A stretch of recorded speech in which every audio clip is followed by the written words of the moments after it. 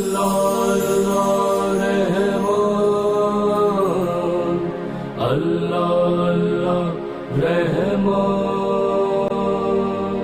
اللہ اللہ رحمان۔ بسم اللہ الرحمن الرحیم۔ السلام علیکم ناظرین، آپ دیکھ رہے ہیں پروگرام ماہ رمضان معرف قرآن میں آپ کا میزبان محمد ارسلان فاروق۔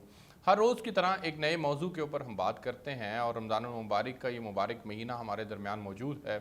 اللہ رب العزت سے دعا ہے کہ اللہ رب العزت اس مبارک مہینے کی تمام رحمتیں، برکتیں اور سعادتیں ہمیں نصیب فرمائے، اور میں امید کرتا ہوں کہ ہم سب اس سے اپنے وقت کو بھرپور قیمتی بنا رہے ہوں گے، اور رمضان کی تمام جتنی بھی ایکٹیویٹیز ہیں جس کے اندر بالخصوص روزہ ہے، تراویح ہے، تلاوت کلام پاک ہے، نمازوں کا اہتمام ہے اور دیگر معاملات ہیں، ان میں خصوصی طور پر ہم اللہ رب العزت سے اپنے تمام معاملات کی ادائیگی کی بھی کر رہے ہوں گے، اس کی توفیق بھی مانگ رہے ہوں گے، اور اللہ سے دعا بھی خصوصی طور پر مانگ رہے ہوں گے۔ ہم ہر روز ایک نئے موضوع کے اوپر بات کرتے ہیں۔ آج ہم بات کریں گے احترام والدین، ہمارا آج کا موضوع ہوگا۔ اس موضوع کو ہم ڈیٹیل سے دیکھنے کی کوشش کریں گے کہ حضور نبی کریم صلی اللہ علیہ وسلم نے والدین کے احترام سے متعلق کیا کیا ارشادات فرمائے ہیں، اور آپ نے اپنی پریکٹیکل زندگی کے اندر کس طرح سے، آپ کے والد صاحب تو آپ کی پیدائش سے پہلے دنیا سے چلے گئے تھے، اور آپ خود جب 6 سال کے تھے تو آپ کی والدہ دنیا سے چلی گئی تھی، لیکن آپ نے تاکید کیا فرمائی ہے، ان سے متعلق آداب کیا ہیں، وہ جب بڑھاپے کو پہنچ جائیں تو بڑھاپے کے اندر جا کر جب وہ کوئی سخت بات کریں تو اولاد کا کیا ریئیکشن ہونا چاہیے، اولاد کی کیا ذمہ داریاں ہیں والدین سے متعلق، اور اللہ رب العزت ان تمام ذمہ داریوں کو ادا کرنے پر کتنے خوش ہوتے ہیں، اور خوش ہونے کے بعد کن انعامات سے نوازتے ہیں، اس کے اوپر بھی بات ہوگی۔ اور یہ بھی بات کریں گے کہ اگر ہم والدین کے نافرمان بن جاتے ہیں تو پھر دنیا کے اندر ہمارے لیے کیا مشکلات ہیں، دنیا کے اندر اللہ کی ناراضگی کو مول لینے کے بعد ہمیں دنیا کے اندر کس طرح سے کیا کوئی کامیابی مل سکتی ہے، کوئی اچیومنٹ ہم حاصل کر سکتے ہیں کہ نہیں کر سکتے۔ تاریخ اٹھا کر دیکھیں اگر تو والدین کے نافرمان جو ہیں کیا وہ کبھی کسی منزل کو پہنچ پائے ہیں کہ نہیں پہنچ پائے، اس کے اوپر بھی ضرور پروگرام کے اندر بات کریں گے۔ ان ٹاپکس کے اوپر بات کرنے کے لیے آج میرے ساتھ جو مہمان شخصیات تشریف رکھتی ہیں، میرے ساتھ تشریف رکھتے ہیں مفتی شاہد عبید صاحب، آپ مفتی اعظم ہیں اسلامی جامعہ اشرفیہ کے، سر آپ کا بہت شکریہ پروگرام کے اندر جوائن کرنے کے لیے۔ ان کے ساتھ تشریف رکھتے ہیں ڈاکٹر صداقت فریدی صاحب، آپ ریسرچ اسکالر ہیں، سر آپ کا بہت شکریہ پروگرام کے اندر جوائن کرنے کے لیے۔ میں مصطفیٰ سب سے پہلے آپ سے جاننا چاہوں گا، اور پہلے اس کے اوپر روشنی ڈالی جائے کہ اسلام نے والدین کا جو مقام بتایا ہے، کائنڈلی اس کے اوپر ذرا بتائیں کہ وہ کیا ہے، ہمیں اس کا احساس ہو جائے، تاکہ کہ واقعی ایک بہت بڑی اللہ رب العزت نے ان کو حیثیت اور بہت بڑا مقام دیا ہے، وہ ذرا کائنڈلی احادیث کی روشنی میں وہ ہمیں بتائیے گا پلیز۔ نحمدہ ونصلی علی رسولہ النبی الکریم، اما بعد۔ آپ کا بہت شکریہ، آپ نے مجھے موقع دیا۔ والدین کا ہماری شریعت میں بہت اونچا مقام اور درجہ ہے۔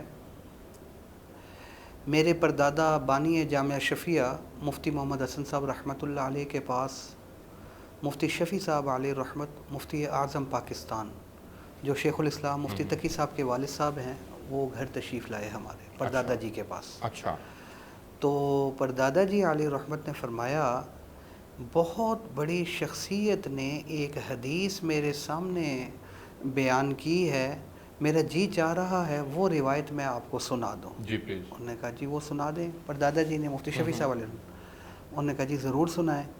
کہنے لگے میں نے یہ روایت ان کی زبان سے سنی ہے، بہت بڑی شخصیت ہے، اشارہ تھا حضرت تھانوی علیہ رحمت کی طرف۔ وہ روایت کیا ہے؟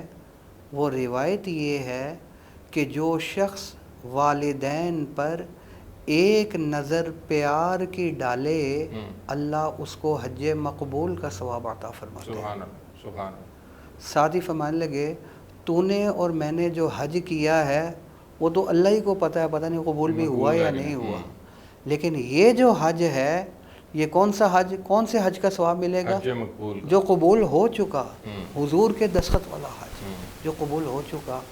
یہ ثواب حدیث میں بیت اللہ کو دیکھنے کا نہیں آتا، قرآن مجید کو دیکھنے کا یہ ثواب منقول نہیں ہے کہ حج مقبول کا ثواب۔ تو کتنی بڑی نیکی اور کتنا بڑا درجہ ہے۔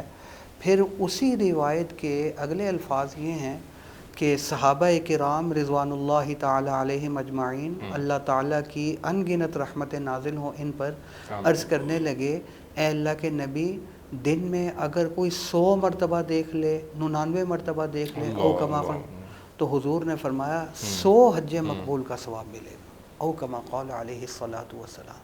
یہ کتنی بڑی نیکی اور کتنا بڑا درجہ ہے۔ پھر ایک حدیث میں دیکھ رہا تھا کہ حضرت اویس قرنی رضی اللہ تعالیٰ عنہ تابعی ہیں، جی حضور صلی اللہ علیہ وسلم کا دور ہے، پیغام بھیجا میرا یہ جی چاہتا ہے کہ میں آپ کی زیارت کر لوں تاکہ میں بھی صحابی بن جاؤں، اور میرا بڑا خواہش ہے آپ کی زیارت کرنے کی، لیکن مسئلہ یہ ہے کہ میری والدہ بیمار ہے، تو اب میرے لیے کیا حکم ہے؟ تو حضور صلی اللہ علیہ وسلم نے فرمایا تم ایسا کرو کہ والدہ کی خدمت کرتے رہو۔ وہ والدہ کی خدمت کرتے رہے حتیٰ کہ حضور صلی اللہ علیہ وسلم دنیا سے پردہ پوشی فرما گئے۔ وہ حضور صلی اللہ علیہ وسلم کی زیارت نہیں کر سکے اور صحابی نہیں بن سکے، اور صحابی کا وہ مقام ہے، ہمارا یہ عقیدہ ہے کہ ہم ہر وقت اگر سجدے میں بھی گرے رہے نا تو ہم کسی صحابی کے درجے کو نہیں پہنچ سکتے، اللہ کوئی تابعی کسی صحابی کے درجے، بعد میں آنے والا جو اللہ تعالیٰ نے ان آنکھوں نے جو حضور کی زیارت کر لی ہے اس وجہ سے جو مقام اللہ نے دی ہے بعد والا نہیں پہنچ سکتا، تو اس زیارت سے محرومی ہو گئی والدہ کی خدمت کی وجہ سے۔ تو پھر ایک وقت آیا جب یہ ادھر گئے، حرم کی طرف سفر تھا، تو ایک ساتھی نے ان کو پہچان لیا اور حضرت عمر رضی اللہ عنہ کے پاس لے گئے، تو حضرت عمر رضی اللہ عنہ نے فرمایا تم قرن سے آئے ہو؟ اویس نام ہے؟ ہم نے کہا ہاں۔ وہ بڑا حیران ہو، میں تو پہلا چکر ہے ان کو کیسے پتہ چلا؟ تو انہوں نے فرمایا بات یہ ہے کہ حضور صلی اللہ علیہ وسلم نے مجھے خود فرمایا تھا کہ یہ حلیہ ہوگا، یہ نشانی ہوگی، قرن کا رہنے والا ایک شخص ادھر آئے گا، اس سے تم دعائیں کروانا اپنے لیے، اللہ اس کی کوئی دعا رد نہیں فرمائیں گے۔ سبحان اللہ۔ یہ والدہ کی خدمت کی صحابیت والا مقام چھوڑ، اور وہ صحابی اور وہ بھی حضرت عمر جیسے کیا کہہ رہے ہیں کہ میرے لیے دعا کرنا، اس سے بڑا درجہ اور کیا ہوگا؟ میرے آخری بات کر لوں، میرے دادا علیہ رحمت فرمایا کرتے تھے میرا یہ جی چاہتا ہے کہ میں چیخ چیخ کے ان لوگوں کو بلاؤں اور ان سے کہوں جن کے والدین حیات ہیں خدا کے لیے اس نعمت کی قدر کر لو، اس نعمت کی، اس دولت کی قدر کر لو۔ ماں باپ اتنی بڑی دنیا اور آخرت کی، اس سے بڑی نعمت جو ہے ہماری جنت کا شارٹ کٹ راستہ یہی ہے۔ کوئی شک نہیں، کوئی شک نہیں۔ میں اس میں بلکہ ڈاکٹر صاحب کو بھی شامل گفتگو کرنا چاہوں گا، اور حضرت ابو امامہ رضی اللہ تعالیٰ عنہ سے روایت ہے، ایک حدیث میں چاہ رہا ہوں کہ آپ کے سامنے رکھوں، کہ ایک شخص نے رسول اللہ اکرم صلی اللہ علیہ وآلہ وسلم سے دریافت کیا کہ اولاد پر والدین کا کیا حق ہے؟ آپ صلی اللہ علیہ وآلہ وسلم نے فرمایا وہ تمہاری جنت اور دوزخ ہیں۔ یہ اولاد کی جنت اور اولاد ہی کے لیے دوزخ کا مقام جو ہے وہ اس حدیث سے ہمیں سامنے ملتا ہے۔ اب والدین کی خدمت کر کے جنت بھی کمائی جا سکتی ہے اور دوزخ کی طرف بھی یہی رستہ لے کر جا سکتا ہے اگر ان کی خدمت نہیں کریں گے۔ اولاد کے اوپر کتنی بھاری ذمہ داری عائد ہوتی ہے والدین کی خدمت کے اعتبار سے، ذرا اس کے اوپر روشنی ڈالیے۔ بسم اللہ الرحمن الرحیم۔ والدین اللہ کی نعمت ہے۔ ماں کو عربی میں کہا جاتا ہے اور باپ اس کا جوہر ہوا کرتا ہے۔ عربی میں اصل اور جڑ کو بھی کہتے ہیں۔ درخت کا جتنا مرضی تناور ہو، خوشنما ہو، پھلدار ہو، جب تک اس کا جڑ سے تعلق رہتا ہے تب تک وہ ہرا اور بھرا رہتا ہے، اور جب جڑ سے تعلق ٹوٹ جائے تو وہ سوکھ جایا کرتا ہے، بالکل ٹھیک، پھل بھی بے اتنا ہو جایا کرتے ہیں۔ تو جب تک والدین کی تکریم کا رشتہ مومن کے قلب و روح میں ہے، اس کا ایمان بھی تازہ ہے اور اخلاق بھی بلند ہے اور آخرت کے اندر بھی بلائی۔ قرآن کریم نے 11 حقوق کا تعین کیا ہے اور بڑے حساس ہیں وہ حقوق۔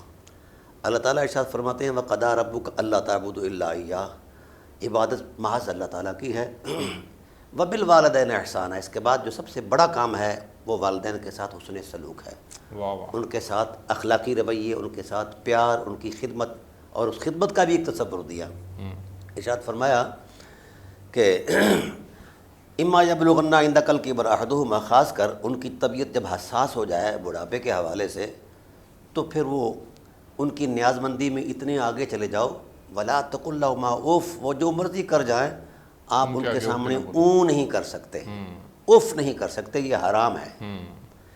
تو یہ کم از کم درجہ ہے اف کرنے کا، اون کا۔ اور ہمارے علماء نے جس وقت یہ اجتہادی علماء علل اور اسباب میں غور کر کے احکام کو قیاس کرتے ہیں تو اگر اون کرنا حرام ہے تو اس سے جو بڑا درجہ ہے اذیت دینے کا وہ تو حرام تر ہونا چاہیے، اس کا بہت بڑا ہونا چاہیے، مواخذہ ہونا چاہیے۔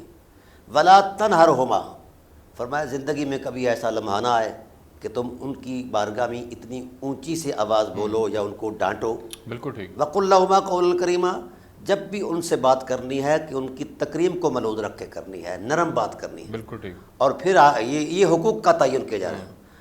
پھر ارشاد فرمایا وخفض لہما جناح الذل، یہ بہت بڑی بات ہے کہ اے لوگو ماں باپ کی خدمت اور تواضع میں اس قدر آگے چلے جاؤ کہ جس طرح پرندے کے بغل میں نرم ریشم سے بھی نرم گداز پر ہوتے ہیں، ان سے بھی زیادہ اپنے قلبرو کو، اپنے وجود کو زیادہ نرم کرو اور اپنے ہاتھ یعنی خدمت میں اس قدر آگے بڑھ جاؤ۔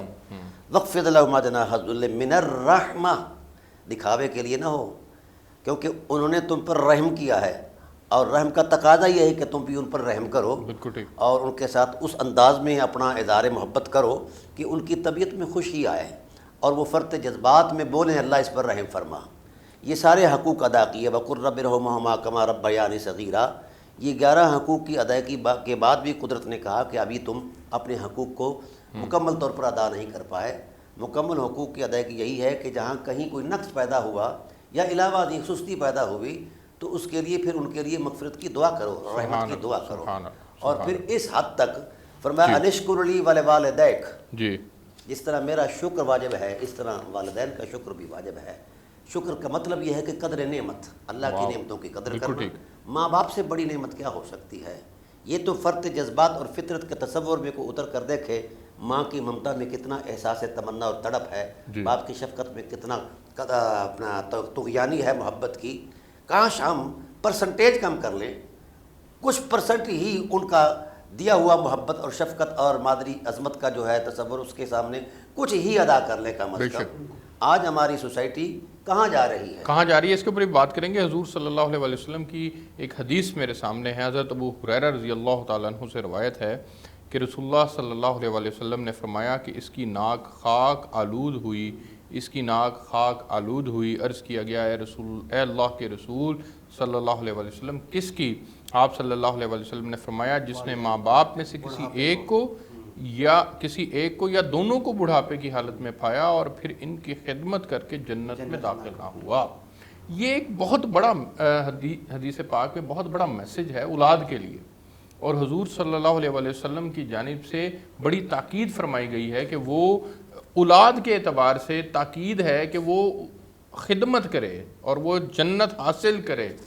اس کے اوپر ذرا روشنی ڈالیے گا حضرت کہ جو حضور صلی اللہ علیہ وسلم نے جس طرح میں نے یہ حدیث جو ہے وہ آپ کے سامنے پیش کی، اسی طرح سے حضور صلی اللہ علیہ وسلم کی باقی زندگی سے ہمیں اولاد کی ذمہ داریوں کے اعتبار سے کیا ملتا ہے؟ یہ روایت جو آپ نے ذکر کی ہے، یہ اصل یہ ہے کہ حضور صلی اللہ علیہ وسلم جب خطبے کے لیے تشریف لا رہے تھے تو پہلی سیڑھی پر قدم رکھا، فرمایا آمین، دوسری سیڑھی پر قدم رکھا، فرمایا آمین، تیسری پر رکھا، فرمایا آمین۔ صحابہ کرام رضوان اللہ تعالی علیہم اجمعین عرض کرنے لگے یہ ماجرا کیا ہے؟ پہلی دفعہ ہم نے ایسا معاملہ دیکھا۔ فرمایا جبرائیل امین تشریف لائے تھے، انہوں نے یہ فرمایا ہے اور یوں سمجھیں کہ یہ بد دعا دی ہے کیا کہ جو رمضان کا برکتوں والا مہینہ پائے جس میں فرضوں کا ثواب 70 گنا اور نفلوں کا ثواب فرضوں کے برابر پہنچ جاتا ہے، اور یہ مہینہ گزر جائے اور گناہ اس کے سر کے اوپر باقی رہیں، اللہ کرے وہ ذلیل ہو جائے، اس کی ناک مٹی میں مل جائے۔ حضور نے فرمایا، میں نے کہا آمین۔ پھر دوسری سیڑھی پر قدم رکھا، فرمانے لگے کہ وہ شخص جو آپ کا نام نامی سنے حضور اور درود نہ بھیجے، صلی اللہ علیہ وسلم نہ پڑھے، اللہ کرے وہ بھی ذلیل ہو جائے۔ انہوں نے میں کہا آمین۔ तीसरी सीढ़ी पर कदम रखा, मैं कि वो शख्स जो वालदैन को बुढ़ापे की हालत के अंदर पाए और उनकी खिदमत करके जन्नत न कमाए, अल्लाह करे उसकी नाक भी मिट्टी में मिल जाए। हुजूर ने फरमाया आमीन। अब आप देखें बद्दुआ देने वाले कौन हैं? जिब्राइल अमीन। और आमीन कहने वाले कौन हैं? नबी करीम सल्लल्लाहु अलैहि वसल्लम। तो कबूलियत में कोई शक रह जाता है? कितनी शदीद किस्म की वईद है, अल्लाह करे जलील हो जाए। अल्लाह पाक हम तो अल्लाह ताला हम सब की हिफाजत फरमाए। इसका मतलब ये हो गया कि ये वालदैन वाला मामला बहुत ही हसास मामला है। अभी भाई ने हुकूक बयान किए हैं, ये हुकूक या इसके अलावा जितनी भी हमारी दीनी जिम्मेदारियाँ उनके हवाले से बनती हैं, जो शख्स उनको पूरा नहीं करता बल्कि उल्टा उनको तकलीफ पहुंचाता है, हमारे सामने ऐसे केस भी आते हैं। एक खातून मेरे पास आई, किबला मुझे एक ना ब्रेक पे जाना है, मैं ब्रेक से वापस आता हूँ तो फिर मैं आपसे यहीं से कंटिन्यू कीजिएगा। नाज़रीन एक ब्रेक का वक्त हुआ है, ब्रेक से वापस आते हैं तो फिर आज वालदैन के एहतराम के मौजू के ऊपर हम तफसील से गुफ्तगू कर रहे हैं। प्रोग्राम है माह रमज़ान मुआरफ़ कुरान में, मेरे साथ रहिएगा। अल्लाह रहमान,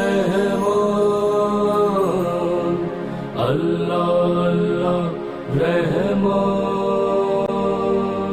अल्लाह रहमान, अल्लाह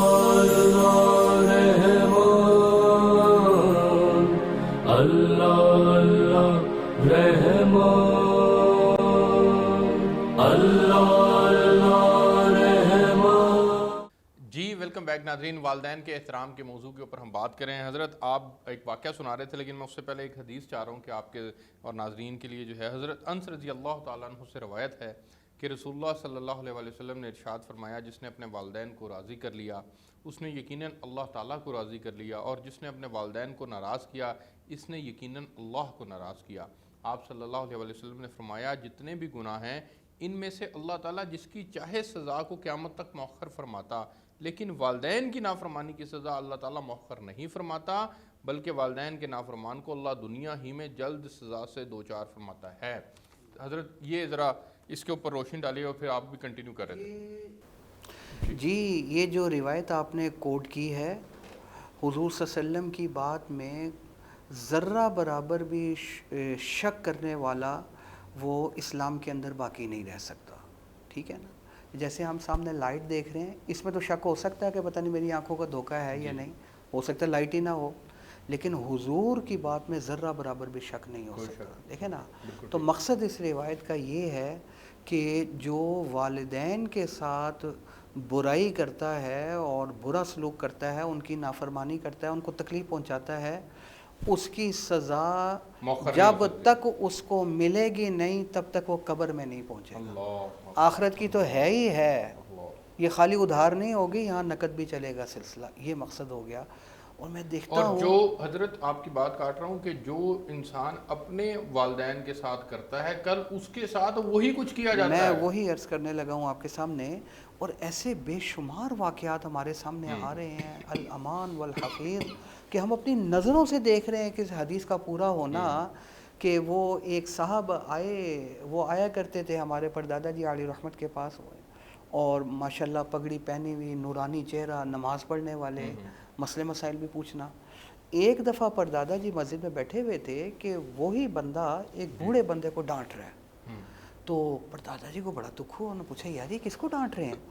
उन्होंने बताया ये इनके वालिद साहब हैं। उन्होंने कहा बाप के साथ इस तरह बोल रहा है? तो वो उठे उसको डांटने के लिए या जो भी करने के लिए, तो बाप ने पकड़ लिया। उन्होंने कहा आज़ा छोड़ दें, आज़ा छोड़ दें। तो खैर उसको डांट के बच्चे को भेज दिया। उन्होंने कहा जी बात ये है कि मैं भी अपने वालिद के साथ ऐसे ही बोला था, ऐसा होना ही होना था, सो हो गया।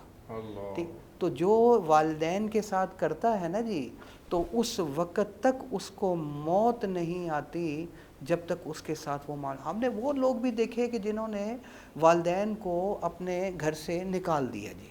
अच्छा, और उसके बाद नुकता आपसे मैं जानना चाहूँगा, क्या तौबा करने के बावजूद फिर भी होता है इंसान के साथ? अगर मैं वालिदैन का खुदा न खास्ता किसी वजह से नाफरमान था, मुझे उनकी ज़िंदगी में एहसास ना हुआ, उनके चले जाने के बाद एहसास हुआ, और मैंने अल्लाह से तौबा कर ली, اور والدین کے لیے بھی مغفرت کی دعا کرتا رہا تو کیا کوئی کمپنسیشن ہے؟ جی توبہ کرنے سے حدیث میں آتا ہے التائب من الذنب کمن لا ذنب لہ، گناہ کر کے توبہ کرنے والا ایسا ہی ہے جیسے اس نے گناہ کیا ہی نہیں ہے۔ اگر وہ سچی توبہ کرتا ہے، پکی توبہ کرتا ہے، تو پھر اللہ کی رحمت سے امید ہے کہ پھر وہ ایسا ہی ہو جائے گا جیسے اس نے نافرمانی کی نہیں تھی۔ تو ایک تو اللہ سے توبہ کرے اور دوسرا والدین سے معافی مانگے۔ حقوق العباد ہے نا، حقوق العباد میں بندے سے بھی، ان سے اگر وہ حیات ہیں تو ان سے بھی معافی مانگے، پھر اللہ سے توبہ کرے، اور امید ہے کہ اگر وہ دل سے معاف کر دیں گے پھر یہ سلسلہ نہیں ہوگا۔ لیکن اگر وہ دنیا سے چلے گئے ہیں پھر کیا کریں؟ جیسے اب آپ کا سوال ہے، اس کے بارے میں علماء نے لکھا ہے کہ اگر والدین کے ساتھ زیادتی کی تھی اور وہ دنیا میں موجود نہیں رہے، اب ایک ہی صورت رہ جاتی ہے تلافی کی۔ وہ تلافی کی صورت کیا رہ جاتی ہے کہ والدین کے جو قریب ہیں، جن کے ساتھ وہ پیار کرتے تھے، جو ان کے قریبی تھے، ان کے ساتھ اس نے سلوک کرے۔ دوسرا یہ کہ زیادہ سے زیادہ ان کے لیے ایصال ثواب کیا جائے۔ ان کو زیادتی کی تھی نا، اب ان کو فائدہ بھی پہنچائے، اور مرنے کے بعد فائدہ کیسے پہنچے گا؟ ایصال ثواب کے ذریعے۔ زیادہ تلاوت کرے، ذکر اذکار کرے، نوافل پڑھے، جس صدقہ خیرات کرے، جس طریقے سے بھی ان کو فائدہ پہنچا سکتا ہے زیادہ سے زیادہ پہنچائے، اور اللہ سے توبہ استغفار کرے۔ اس طریقے سے امید ہے کہ وہ جو معاملہ ہے وہ دھل جائے گا۔ اگر اس کی توبہ قبول ہو گئی تو پھر اس کے سامنے اس کی والدین اس کی نافرمان نہیں بنے گی اور اس کے ساتھ بدتمیزی یا اس طرح کے برے اخلاق کے ساتھ پیش نہیں آئے گی جس طرح کا یہ پیش آیا کرتا جی مرتے دم تک، موت تک دروازہ کھلا ہوا ہے۔ اگر مرنے سے پہلے اس نے اپنا معاملہ صاف کر لیا تو پھر انشاءاللہ یہ ایسا ہو جائے گا۔ دیکھو سب سے بڑا گناہ اور سب سے بڑا جرم جو ہے نا وہ کفر اور شرک ہے۔ اس سے بڑا گناہ اور کوئی بھی نہیں ہے۔ تو توبہ کرنے سے اور کلمہ پڑھنے سے تو وہ سارے گناہ معاف ہو جاتے ہیں، ختم ہو جاتے ہیں۔ ایسے ہی ہو جاتا ہے جیسے کہ آج ہی ماں نے اس کو جنا ہو، بالکل پاک صاف ہو جاتا ہے۔ بے شک، تو جب وہ کفر ختم ہو جائے تو اس سے کم درجے کا گناہ ہے، تو یہ کیوں ختم نہیں ہوگا؟ بہت زبردست آپ نے جو ہے وہ آج کل کے اعتبار سے ایک بڑا اہم سوال تھا جو میں نے آپ سے کیا اور اس کا آپ نے جواب دیا۔ میں ڈاکٹر صاحب کو شامل گفتگو کرنا چاہوں گا۔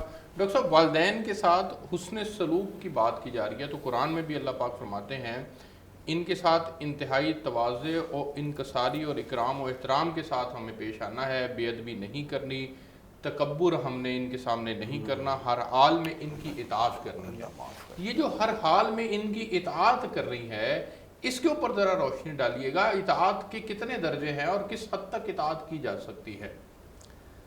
بسم اللہ الرحمن الرحیم۔ گرامی قدر حضرت نے خوبصورت گفتگو فرمائی۔ کس حد تک کرنی ہے؟ ان کی اطاعت سے اوپر صرف ایک درجہ ہے، اللہ اس کے رسول کا ہے۔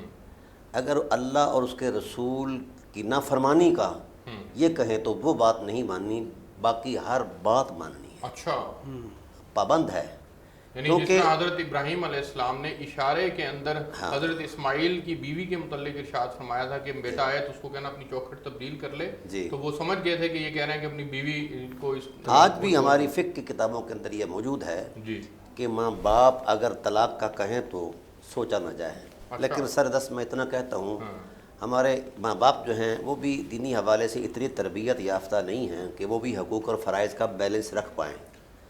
بہت سارے مواقع ایسے ہوتے ہیں کہ ضد میں آ کر ماں کہہ دیتی ہے کہ مجھے یہ پسند نہیں، چھوڑ دو، باپ کہہ دیتا ہے، کوئی اور کہہ دیتا ہے۔ تو پہلی تو بات یہ ہے کہ وہ رواداری جو ہے یا ماں باپ کے سامنے وہ اپنی وہ پیش کرے کہ جناب یہ صورتحال ہے، ان کو سمجھائے۔ ادروائز اگر کوئی ایسی صورت بنتی ہے تو پھر ترجیح ماں باپ کے حکم کو ہے، لیکن ماں باپ کو بھی چاہیے کہ بچوں کے ارمانوں کا لحاظ رکھیں۔ باپ جو ہے اپنے ماں باپ ہونے کا ہی صرف دوب نہ ڈالیں، ان کے ذمہ کچھ فرائض بھی ہیں، اگر ان کے حقوق ہیں تو ان کے ذمہ کچھ فرائض بھی ہیں، لیکن سردست اصل میں اس کا تعلق فطرت سے ہے۔ والدین کے ساتھ جو تعلق ہے اور بیٹے کا ماں باپ کے ساتھ، ماں باپ کا بیٹوں کے ساتھ جو تعلق ہے، یہ فطرت سے ہے۔ فطرت اس وقت تک مربوط رہتی ہے جب تک یہ رشتہ پاکیزہ رہتا ہے، بالکل ٹھیک، اور جب تک اس رشتے میں پاکیزگی نہیں رہتی کسی بھی طرف سے تو وہ یہ دراڑ پڑ سکتی ہے۔ تاہم پھر بھی محکوم اولاد ہے، ماں باپ نہیں ہے۔ ماں باپ پر کبھی زندگی میں حکم نہ چلا ہے، بلکہ ارمان تو اتنے عظیم ہوتے ہیں ہر ماں کے۔ رسول اللہ صلی اللہ علیہ وآلہ وسلم جب تشریف فرما ہوئے مدینہ میں ابھی آپ کا بچپنا تھا، حضور کی والدہ کریمہ ساتھ لے گئیں، اور ابوا کے مقام پر جناب سیدہ محسنہ عالمین مخدومہ کائنات حضرت بی بی آمنہ صلوات اللہ تعالیٰ علیہا کا وصال ہو رہا تھا، تو انہوں نے اپنے ارمانوں کا اظہار کیا. حضور سید عالم صلی اللہ علیہ وسلم کو آخری نگاہ محبت سے بھر کر دیکھا تو فرط جذبات میں روئیں کہ اللہ، جو کچھ میرے خیال میں تھا یا تیری طرف سے جو مجھے ودیت ہوا تھا، جو میرے ارمان تھے، وہ تو پورے نہیں ہو پا دیکھ رہی. البتہ یہ میرا یقین یہ کہتا ہے کہ جو تو نے مجھے دکھایا ہے وہ ہو کر رہے گا. اور حضور صلی اللہ علیہ وسلم کو اپنے آخری ارمان کے ساتھ یوں ودا کیا، بارک اللہ فیک من غلامی، اے بیٹے اللہ تجھے ہر برکت سے نوازے. ان صحت ما ابصرت فی المنام انت تبعث فی الحل والحرام. اے میرے عزیز بیٹے، مجھے جو اللہ نے دکھایا تھا، بالکل ٹھیک، اگر وہ میرا دیکھنا صحیح ہے تو میرا ارمان بھی گواہی دیتا ہے، اور میرے خدا نے بھی مجھے بتایا ہے، اور تیرے چہرے مورے کی حرمت بھی یہ بات کہہ رہی ہے کہ اگر جو کچھ میں نے دیکھا ہے یہ صحیح دیکھا ہے تو تو ہل اور حرم کے اندر یعنی شرق اور غرب کے اندر نبی بنا کر مبعوث کیا جائے گا. تو یہ اس وقت کے فرط جذبات تھے.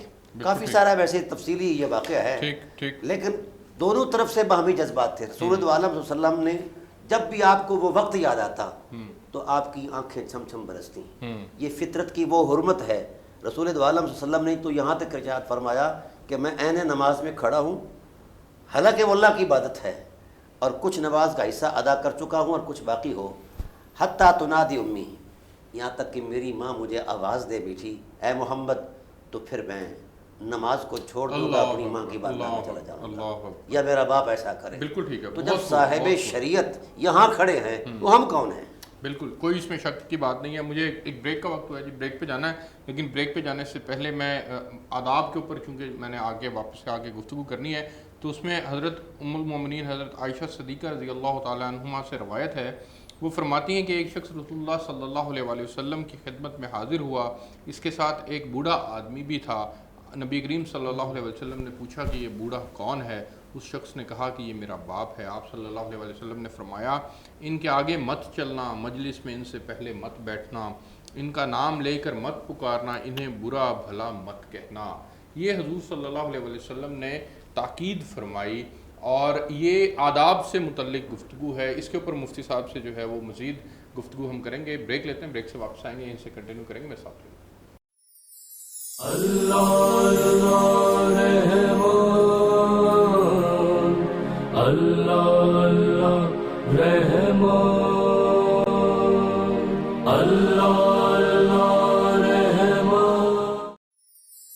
اللہ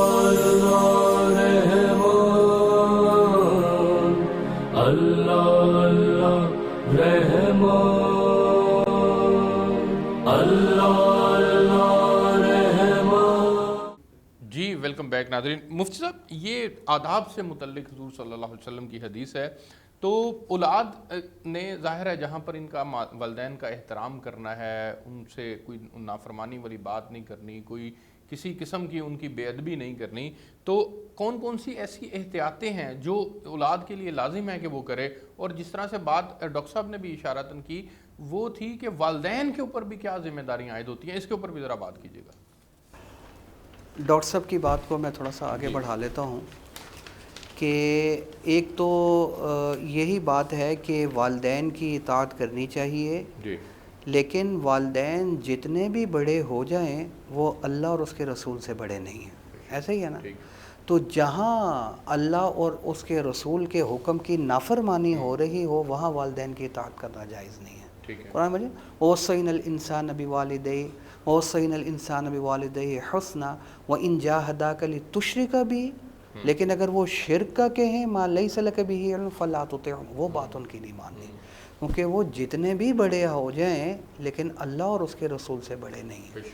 لہٰذا جہاں وہ یہ بات کریں گناہ والی بات، وہ اللہ کی نافرمانی والی بات، نبی کی وہ ان کی اطاعت نہیں کی جائے گی.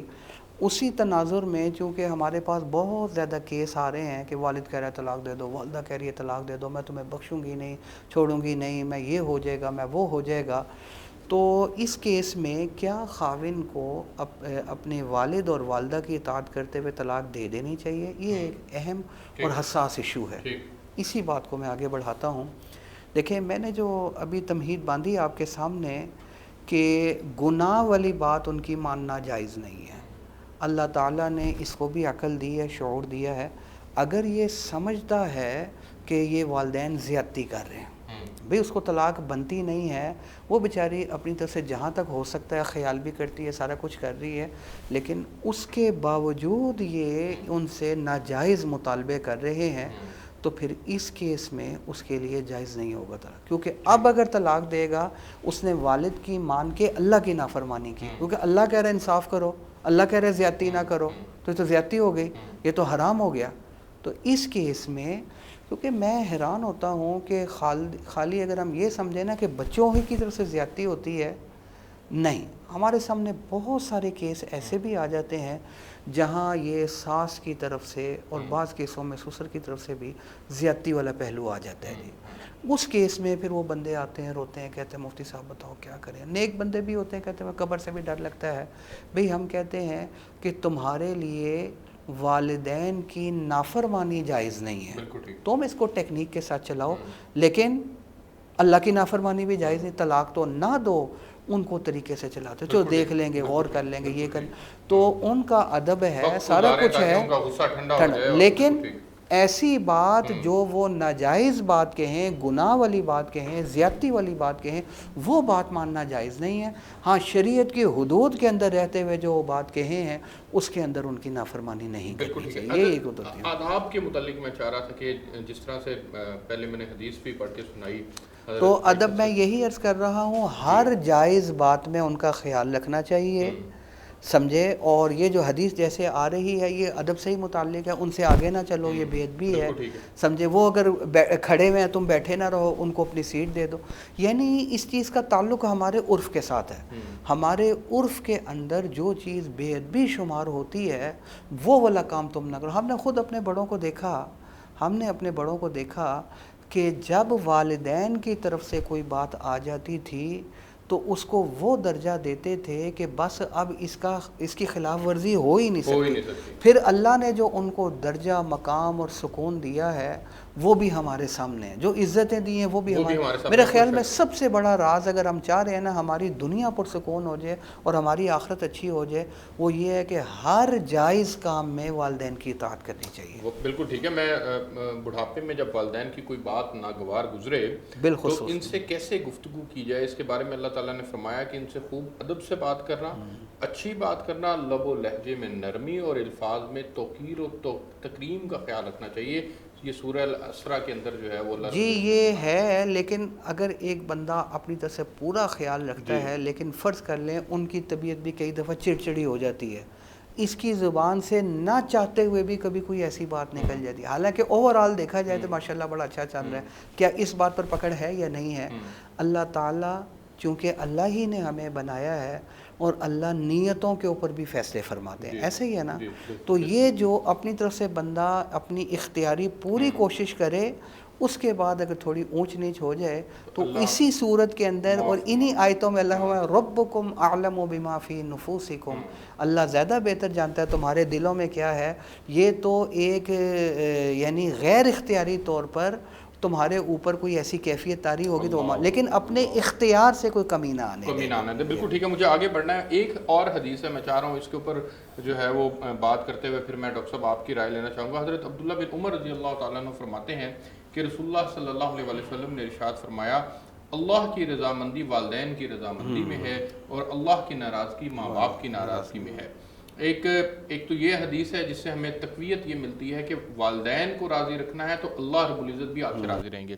دوسرا حضرت, جب ہم والدین کا ادب کرتے ہیں, والدین کی فرما برداری کرتے ہیں, ان کے ساتھ حسن سلوک کا معاملہ کرتے ہیں, تو اللہ رب العزت کن انعامات سے نوازتے ہیں, میں چاہوں گا اس کے اوپر بھی آپ روشنی ڈالیں.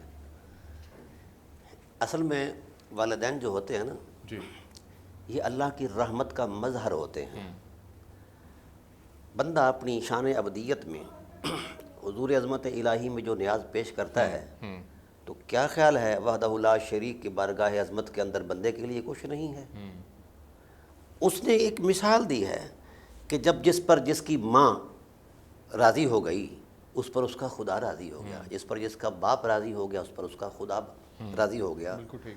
تو اللہ تعالیٰ کی ذات نے ان کو اپنی رحمت کا خزانہ اور مبدا بنایا ہوا ہے. اور ہم نے دیکھا تاریخ بڑی ہوئی ہے، جس نے بھی جو مقام پایا ہے وہ ولایت کا ہے، غوثیت کا ہے، قطبیت کا ہے، وہ اتنی منازل ریاضت سے نہیں پایا جتنی منازل ماں باپ کی شفقت والی دعا سے کر پایا. اللہ، ہماری تاریخ بڑی پڑی ہے. کوئی شک نہیں، کوئی شک. اور میں تھوڑا سا اگر وقت ہو جی پلیز. تو تھوڑا سا میں یہ حوالہ پیش کر دوں کہ میرا ذاتی جہاں میں رہتا ہوں جو کلچر ہے وہ آج بھی بیک ورڈ ہے. پورے علاقے میں اس طرح کی کوئی صورتحال نہیں، نہ وہاں پڑھنے پڑھانے کی کوئی صورتحال ہے. میں بار بار سوچتا ہوں کہ اتنی بڑی شان و شوکت اور اتنا بڑا مقام مجھے کیسے میسر آیا. میرے پاس اتنی ریاضت بھی نہیں ہے. تو ایک مرتبہ میری والدہ محترمہ نے، اللہ تعالیٰ انہیں سلامت رکھے، آمین. وہ فرماتی کہ بیٹا جہاں مرضی اڑ جاؤ لیکن آپ کی اس اڑان کے پیچھے میرا درد دل موجود ہے. اللہ اللہ. تو میں وہ محسوس کرتا ہوں. ایسا نہیں، یہ میرا ذاتی تجربہ ہے. میں اس میں آپ کو ایک حدیث سناتا ہوں جی. حضرت انس رضی اللہ تعالیٰ عنہ فرماتے ہیں، انس رضی اللہ تعالیٰ عنہ فرماتے ہیں کہ حضور اقدس صلی اللہ علیہ وسلم نے فرمایا جو شخص یہ چاہتا ہے کہ اللہ اس کی عمر دراز کر دے اور رزق میں اضافہ فرمائے تو اسے چاہیے کہ وہ اپنے والدین کے ساتھ بھلائی کا معاملہ کرے اور رشتہ داروں کے ساتھ صلہ رحمی کرے.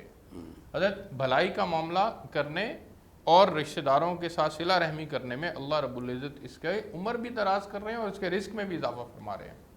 یہ انعامات ہیں، یہ جو آپ نے اپنی مثال دی، والدین کی دعائیں آپ کے ساتھ ہیں، یہ انعامات ہیں جو اللہ رب العزت انسان کو عطا فرماتے ہیں. میں آپ دونوں مہمانوں کا بہت مشکور ہوں. ناظرین، آج آپ نے پروگرام دیکھا احترام والدین سے متعلق. اس کے اندر ہم نے حقوق، فرائض اور جو ہمارے اوپر ذمہ داریاں عائد ہوتی ہیں ان کے اوپر ہم نے تفصیل کے ساتھ بات کی.